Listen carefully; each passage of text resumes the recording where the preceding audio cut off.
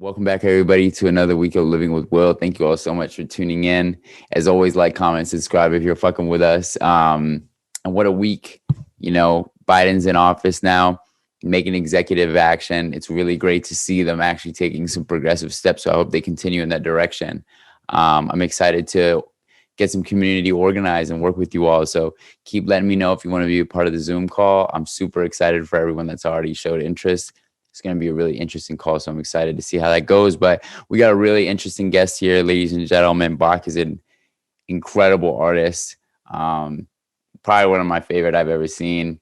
Not even probably, the man is outrageously talented, and I'm really blessed to be able to talk to him. And if you guys aren't familiar with his work, to expose his work to you. And, this man is funny as shit. He's lit as fuck. So really excited to get this one going. And as always, hope everybody that's listening is doing well, staying safe, staying sane, staying healthy, and just vibing and enjoying themselves in 2021. So we're going to get right into this. Thank you again for tuning in, and welcome back to another week of Living with Will.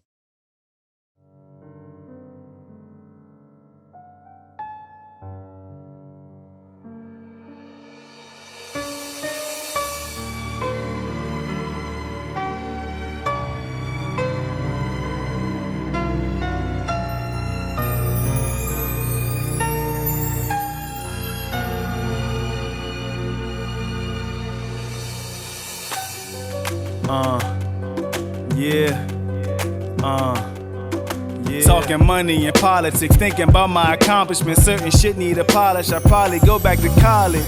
Look at me now, counterparts wonder how a nigga walk with a smile when niggas counting me out. Hated without a doubt. We yelling and shouting, the streets needed the snow, so I came back through it. I'm mountain. Juan Porter, the hustler, serving quarters, the customers only clutch if you bustin' and never whip out for nothing. What's it called? So, I tell everybody the same shit to start it. Just like if I ask you a question you don't answer, just feel free being like, not pass. I don't want to do that shit. Okay. Yeah, it hasn't happened yet, but I say it every time just because I want people to know that it's not like you have to answer questions you don't want to. But yeah, and I'm just gonna ask you mad questions. You're gonna ask me something juicy, huh?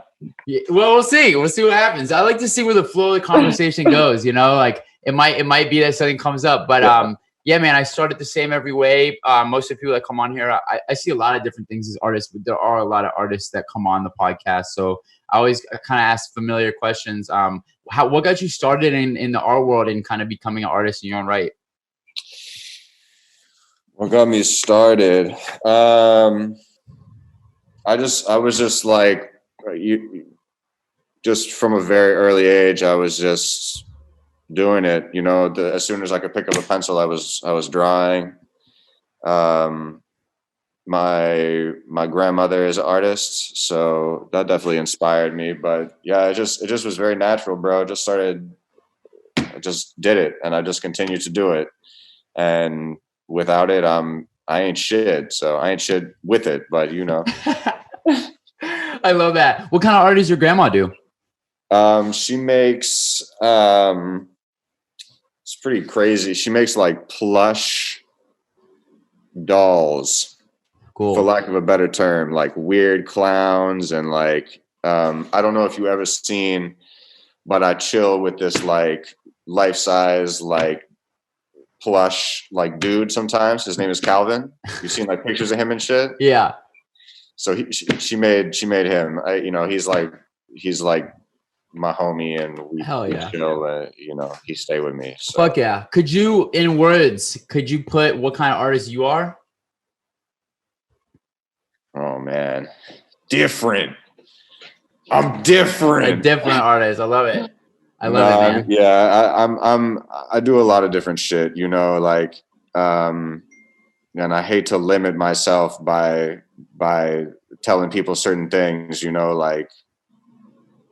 I like to break people's expectations to some extent, but I am a painter, so I will be painting. You will see me painting. You will see paintings. I love that. Sure. I love that. Yeah, it looks like you have one right behind you from the looks of things. That's on its side. That's just something new I'm working on. So sick. I fucking love your style, man. And it's always been something that's really inspired me, which is why I was so thrilled when you were like, yeah, I'm with the podcast. When did the effect of kind of hiding who you are kind of come into the art as well and under the mask and everything? That kind of started when I jumped on social media. I've always been like kind of camera, like it's funny because I used to like act and stuff. So there's a part of me that's not camera shy, but I am definitely camera shy. So this helped me like navigate those situations, you know? I love that. But also, you know, I like to have fun with it and be a little mischievous. Yeah, no, totally. Upon times. So, Of course. No, yeah. It's something I really resonate with because I'm trying to, you know, dabble in the social media arts and get my voice and my name out there. But dude, I fucking hate that shit. I hate looking at myself on camera and like I'm just like I don't want to see me. Oh, you guys can see me.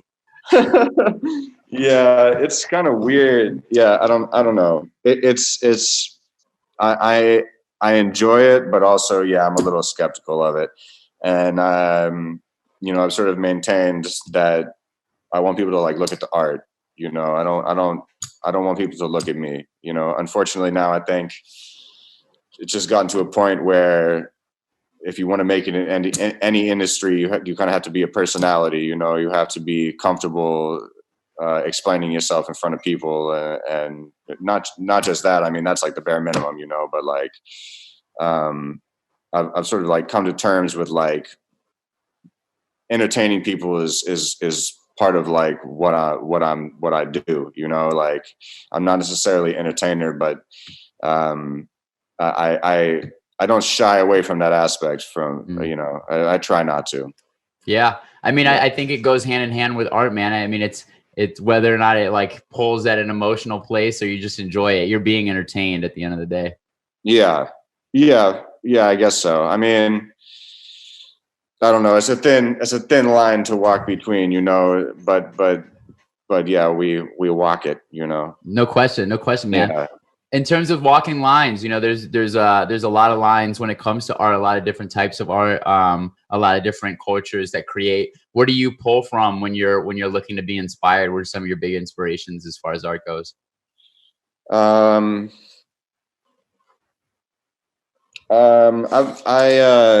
look at a lot of like dead people's shit, you know. Okay. I don't really there's not a lot of stuff.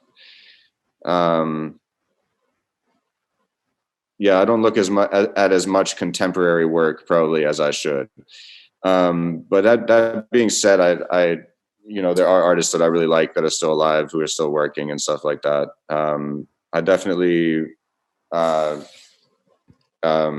I was definitely influenced like early on by German Expressionism. So like a lot of movements, a lot of art movements from like the 19-teens, 1920s, basically like 100 years ago, exactly 100 years ago.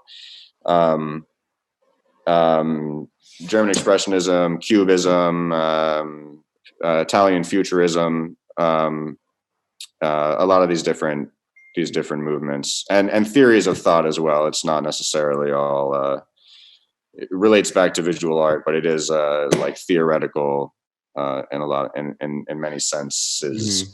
Yeah. And where do you go when you're looking to find these? Like you referenced a lot of different art movements and art styles. Where do you go to find out about these things? I mean, unfortunately, I went to art school, so.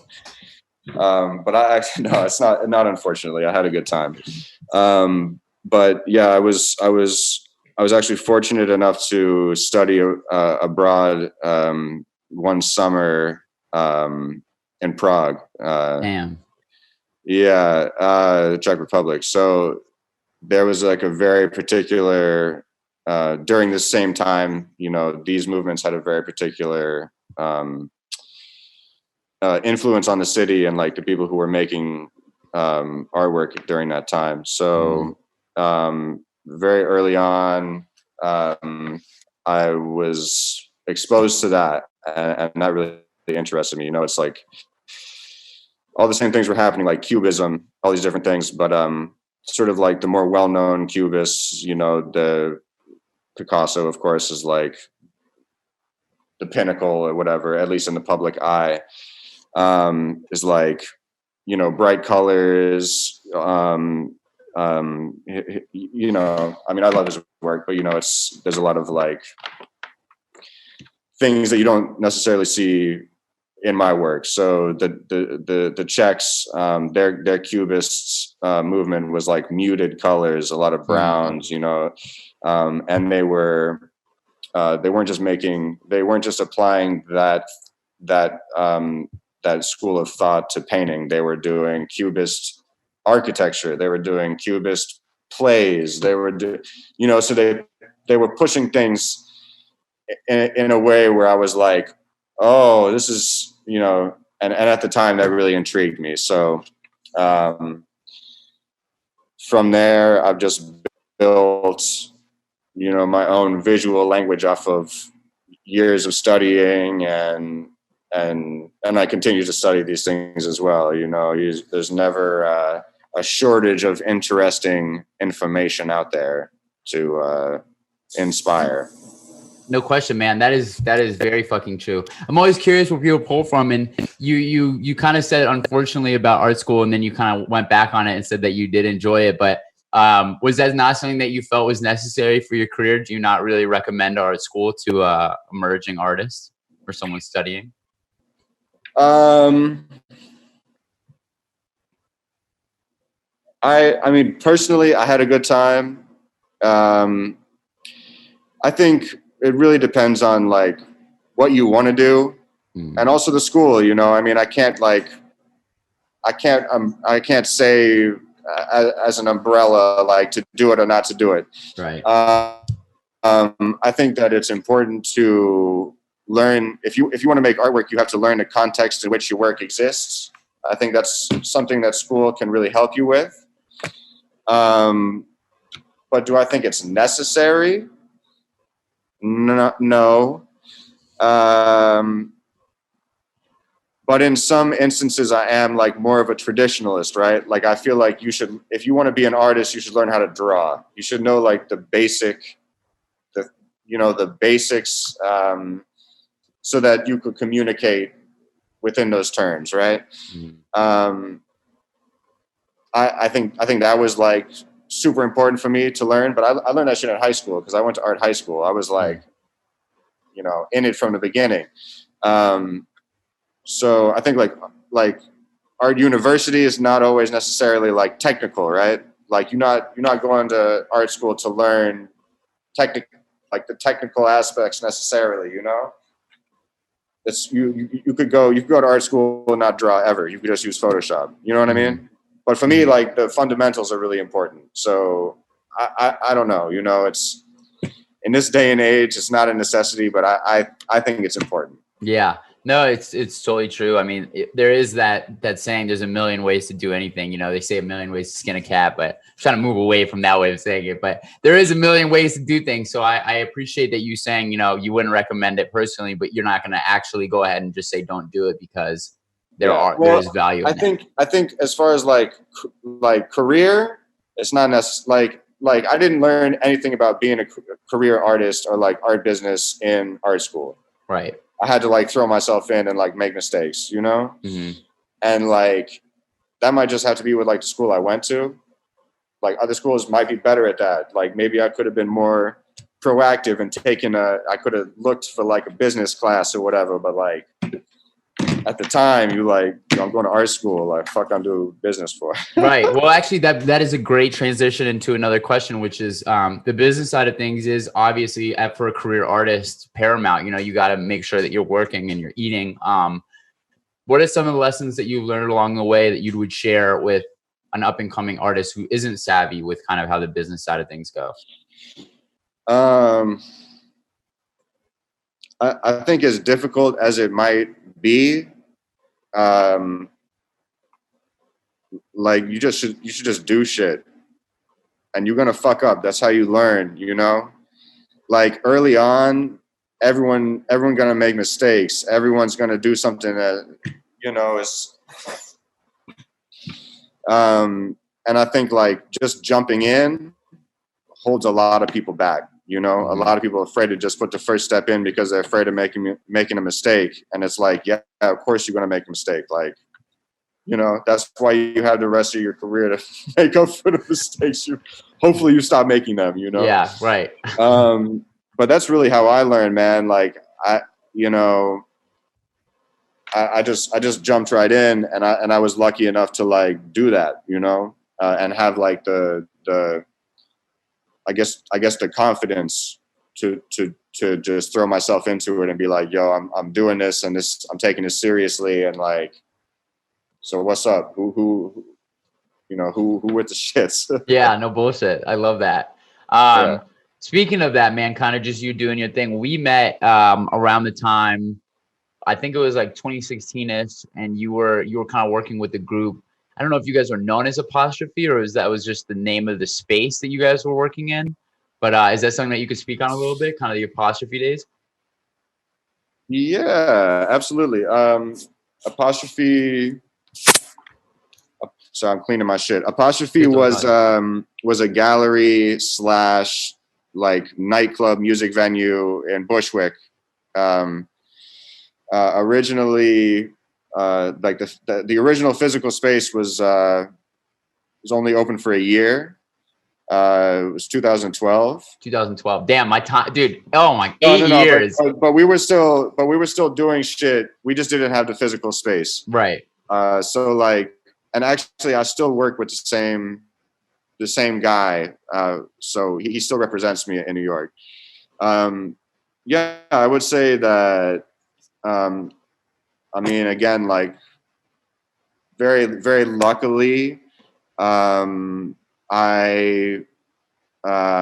knew these two kids. Like, I was in sixth grade with this kid. And he popped up again, like randomly, like for like a year. We were in the same class or whatever. And then I went to school in Chicago, and like he went to the same school, like randomly. I mean, I guess not, because it was an art school, whatever, you know. But so ended up like reconnecting with him, and then 4 years later, you know, he moved back to New York. I moved back to New York, and I heard that he was opening this space with his little brother. I had met his little brother, but I had never really, I didn't know him as well, right? Mm-hmm. So I kind of just showed up there and was like, yo, like, you know me from back in the, you know, like, you don't really know me, but, you know, I've been around for that long. Like, what's up? It's like, hey, I have enough art to fill this whole place up. So if y'all looking for artists, like, let me know what's good, you know? And like, under usual circumstances, like, you would never approach a gallery like that, you know, but because I knew them and they were just starting in Bushwick, it was some little shit. They you know, they let me do a show there, and I still work with the little brother, Key Smith. He still has a gallery. It's Key Smith Gallery, and I still work with him. So it's been a great relationship building with him from the very bottom, you know, upwards. I love that. Yeah. How does that kind of play into your art? Is the concept of collaboration something that pops up in your work, or has it been? That's not a collaboration necessarily, but basically we have a business sort of arrangement. I do a show with them every, I don't know, it keeps changing. Like now, my last show with them was 2019. I'm not going to show with them again until 2022. Mm-hmm. But basically, you know, when I'm operating in New York, I mean, we're very close, which is amazing, right? So I basically tell him everything I'm doing because we have a great relationship like that. But basically in New York, if I sell work or something like that, again, depending on what work or whatever, but we have this arrangement, right? And then also he brings, you know, he represents a bunch of artists. So he has sort of like a steady stream of opportunities, different things where he'll kind of be like, yo, I just got this opportunity. Is this something you're down to do? And I'll say yes or no, depending on what it is. Then, you know, if it's a yes, then we move forward and we do some stuff. That being said, the relationship is, you know, obviously I can't sustain myself doing a show every 2 years or something. So it leaves a lot of opportunity to work with other people as well, in particular other places, which has obviously become difficult now with the virus, but we still striving to, you know, do that. Totally. Yeah. How was working with him the pandemic kind of affected and, you know, shaped or changed the way that you work? Early on, I generally I love to work like on a large scale. That sort of became impossible. I sort of left the city for a couple months. I went to stay with my parents. But I was like super inspired that entire time, and I was able to just crank out a bunch of just smaller scale work, which is great, you know. And now, yeah, that, a lot of my work is like very political, sort of like reactionary. So I had like a lot of material, and I still do a lot of content. I would say that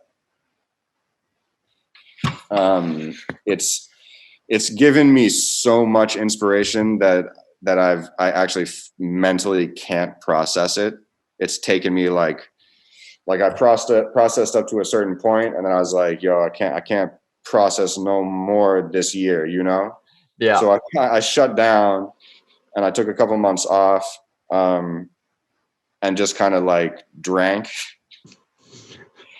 And now I'm back, you know, and sometimes you got to do that. But I will say, yeah, I will say like just the sheer amount of like,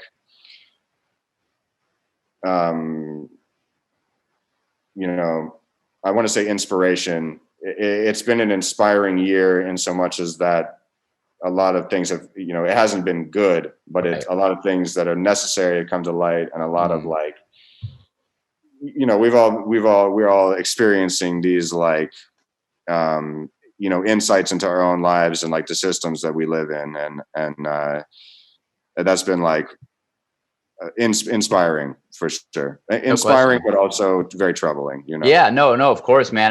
I totally resonate with that. I mean, the introspection that comes with this time, with having to be alone for so long, and also just all like the systems of oppression that have existed kind of being put under a spotlight in a way that I wouldn't say they have been before, for the people that don't really know that they exist in a way, has been really, it's both inspiring and troubling, as you put so perfectly. I'm really curious. So I ask this a lot of the time, kind of for, you know, everyone's going through this time where they're thinking about a lot, right? And so one of the things that I kind of started working on was speaking more with intention and really saying what I mean, and making sure that my point comes across so that it's not taken for what it's not. Is there anything that you've kind of been working on personally outside of the art during this time? Yeah, I think definitely. I mean, it's really just more of like the same shit that I already have been striving for, you know. But I would definitely agree. Like this past year has sort of given me time to reconsider a lot of the relationships that I have, or that I tend to have.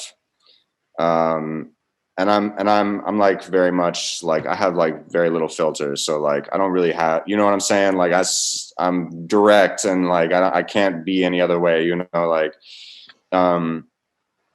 but that doesn't mean that I'm a good communicator. You know what I'm saying? Totally. Like, I have the tendency towards communication. Like, I could do it, you know what I'm saying? But that don't mean I'm good at it. So I have really been like trying and I think succeeding. Actually, I feel really good about like where I'm at right now, just as far as like I just, you know what I'm saying? Like, I tell those motherfuckers what's going on, and you know, if they like it or not, that's not right. That part's not up to me. But as long as I'm like being true to myself, you know, and I think more and more, and I think this definitely comes with age as well, is like I give less and less of a fuck about if people are like, you know what I'm saying, are I don't know, down with me or not. No question. You know? No question. Yeah. I said something pretty recently that was pretty on brand what you're saying, where I was like, it's not really up to me or like something I care about if you like me or not. It's like, do our politics about life align? Like, do you care about human beings and like our world? Okay, that's all I need to know. Like, if you don't like me, I don't really care if you don't like me. Like, that's not what concerns me right now. Yeah. Yeah, and I also think there's a point to be made where it's like, you could not like me as a person, but you could still like what I make. Right. You will support me as an artist. Mm-hmm. Like there's people that I know that are like, yo, like that I'm like, yo, like it's not that I don't like them, but it's like we reached a point where it's like you are this way, but I understand that if you weren't that way, you wouldn't make what you make, and I love what you make. So I can't, you know what I'm saying? Mm-hmm. Like I gotta let you do your thing, and if we can't do our thing together, then that's fine, you know. Like I always support, bro. Like I'm not a hater, bro. Like, you know, a lot of people are like, oh, like you gotta like I'll support you if you support me. It's like, yo, bro, like if your shit is good, I'm gonna support it. Like, you know, right. if it makes me feel something, that I'm gonna be like, yo, all right. Like there's no doubt that there's value in that, and I respect that, you know. Like I respect the craftsmanship. So you know, that's where I'm at. I love that. Man. That's fucking, that's righteous shit. And on that note, I mean, this is a trying time for artists and people alike, man. Is there any words of wisdom that you have for either an artist or an individual dealing with, you know, struggling to get into business or just dealing with life and shit? Some words of wisdom that have helped you along the way with your craft and your life. Oh my God.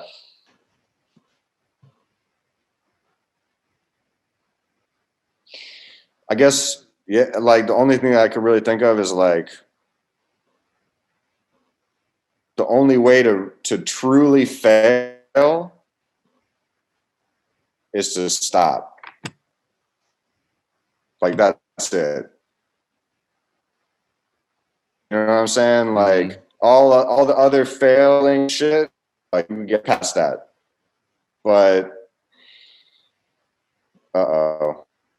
I love it because it's working. Like I can hear what you're saying, but it's kind of glitching in your mannerisms, and I kind of love it. Oh, okay. Whoops. but yeah, I would just say like, don't get discouraged. You know, like failing and like this, like the struggle of it is like that's just part of that's part of it. You know, especially now, like we just got to keep going. And I don't know. You know, I still struggle with like self-doubt sometimes, and like especially now, you know, painting is such a capitalistic idea, and I think a lot of these like systems are being called into question now in a way where it's necessary for people to start thinking about the next step. Mm-hmm. And I'm doing that. I'm trying to figure out what I need to bring forward and what I need to leave behind, essentially. Like, and yeah, it's hard. That's hard, you know, like it's a weird place. It's a weird place to be. I'm sure everyone could relate to that too. You know, like we critique this machine, have to participate in the machine for to keep moving. So it's a weird, you know, we're in a weird place. No question, dude. No question. And well said. I mean, dealing with the contrast between art and capitalism is a tough fucking place to be. And it's one of those things that like I grapple with the podcast in my way. And I figure that anyone who kind of has their ear to what's going on in the world right now is grappling with, because it's like, how the fuck do I profit off this shit and benefit from a system that I know is flawed? It's like, but I have to, because I have to live. Like what the fuck is this game? It's some bullshit. Yeah. It is a game. I mean, that's that's what it boils down to. And basically what we're talking about right now is essentially what my next show is about, is like the absurdity of what I'm doing, you know? That's sick. Is that so you could plug? Like, is that a show that has a date and a venue set you can show up to? Oh, so is it? But is that somewhere something people can plug into? Like, is that show already announced? It's not really announced, but it's gonna happen in May with my gallery in Paris. Yeah. Wow. Fuck yeah, dude. Yeah. So that sick. it was supposed to happen last year in November, and obviously it's been pushed back like twice. So that's another like whole thing is that's sort of thrown me off is I work well under pressure, you know, like I need a date and I need to like schedule my shit out. So now that it's been rescheduled, I'm like bringing all the elements that I have already processed back out and like readdressing them. And it's actually funny, like the idea of the exhibition before COVID is still relevant after. It's like I'm just doing the same thing, basically, like slightly tweaked. You know what I mean? It's like I was already thinking in the right way, but now maybe it's just gonna in the way that I present it, you know. No question, man. I love how we've been having the technical difficulties, but it's been getting the audio across well enough. So it's like, we're good. We're good. It's something I didn't realize, you know, it's one of the things like, I did not foresee when I started doing the video component, because I started with this just being audio, but it's part of the process, man. Like you said, I'd rather do it than not at the end of the day. Interesting. Hell yeah. Well, listen, but why still have what little internet we have between us? I just want to ask you, man, any final thoughts? Well, first of all, besides your Instagram, which I'll put in the description, is there anywhere that people can find your art online, like online exhibits or etc.? Yeah, I have. So, I have my website, which is I think Bock Haus. What is it? BockHaus.com or something. I don't know. We'll put it in the description for sure once we get it right. Yeah, there you go. It's up, but it's not updated. I'm doing like a whole rebrand, like a unbranding. I'm calling anti-branding. And that includes a new website, all this different stuff. You can also find my work at gallery. I imagine it's like keysmith.com or something like that. And then I also have some work available, and you can view it with a gallery in Oakland called Part 2 Gallery. So that's sort of where you can find my work online. Definitely Instagram is like the best place to keep up with me. That's like updated regularly. Yeah. Fuck yeah, man. Any final thoughts? I got YouTube too. Oh, bet. All right, bet. Yeah, check them out on YouTube as well. The people that tune in from the YouTube or the Twitch channel. Yeah. I don't tweet though. No tweets. Don't look at his Twitter. You won't find anything. Any final thoughts, man? Any final words that you live by? Anything that people can have as a final word from Ryan Bock? Oh man, no. Peace out, you Chechnyan hookers. All I got. I don't know, man. Be safe out there, especially next week, because we in for a ride. I'm afraid this whole political fiasco is not over. No question.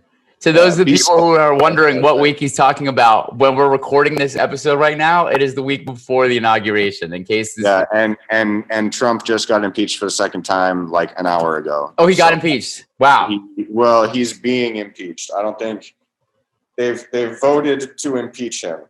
Now they're gonna have to vote to impeach. I don't know, man. This shit is so fucking stupid. I'm tired of this bureaucracy bullshit. But we've lived through 2 impeachments of the same president. What is up with this planet, dude? Bro, crazy times. No question. But inspiring times. Times to take action. For sure. No question, yo. And we'll be this is good. We're gonna have some call to actions going up through the podcast and through the Living with Will platform. So definitely stay tuned on that, man. I'm trying to definitely get people encouraged to use their voice collectively to say fuck this shit. Yeah. Nice. We love to hear that. Fuck yeah, man. Dude, thank you so much for coming through, man. I really appreciate it. I'm really grateful that we were able to kind of get through it without too much technical difficulty. Yeah, man. No, of course. Thank you for asking me, man. I'm trying to talk to the people, you know what I'm saying? I'm trying to talk to all the people out there. No question. You know? Oh, yo, let me ask you this before you go. Final question of the day. If you were a superhero, what would your superhero name be and what would your superpower be? Oh, I would be, I don't know what my name would be, but I would be able to make the brown note. You know the brown note that makes everyone shit. People shit their pants. I'd be able to like emanate that sound. So it's like some bullshit happens. Like, hold on, everyone. So you're more of a villain. You're more of a super villain. Yeah, but I would do it to like stop robberies. You know. Oh, cool. Okay. All right. You're using it for good. But I don't know if it's something that I would be able to like direct. I feel like it would just be like everyone in like the vicinity would just stop and shit their pants, you know? It's non-biased. Everybody is getting dealt this blow. Exactly. It's like if I need people to stop what's happening, all right, everyone shits. That's amazing. That is incredible. Well, that's the first. That is the first. That's the first half villain, half superhero power we've ever been exposed to on the podcast. So I appreciate it. Oh man. Well, listen, dude. Thank you so much again, bro. This has been fucking awesome. And yeah, keep doing your thing. I'm gonna be watching your career. Fucking super excited for every step of the way, man. So thanks. Oh! I will say I'm about to drop a line of merch. So. Fuck yes. Keep your peepers peeled for some nice t-shirts and hats and this type of stuff. So you'll be hearing from me. You'll be hearing from my team. I need that. I need that. I need some Bock apparel. It's gonna be hot. It's gonna be hot fire.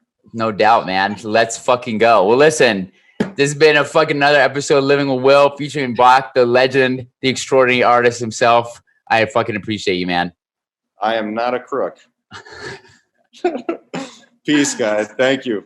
Peace. Peace.